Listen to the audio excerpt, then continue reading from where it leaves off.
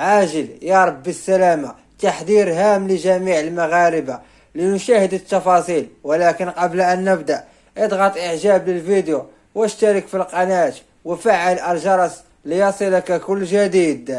أهابت وزارة التجهيز والماء بجميع مستعملي الطرق والطرق السيارة إلى توخي المزيد من الحيطة والحذر، على إثر نشرة إنذارية صادرة عن المديرية العامة للأرصاد الجوية التي تتوقع هبوب رياح قوية وكذلك نزول أمطار قوية بعدد من مناطق المملكة ابتداء من يوم الجمعة إلى غاية يوم الأحد 31 مارس.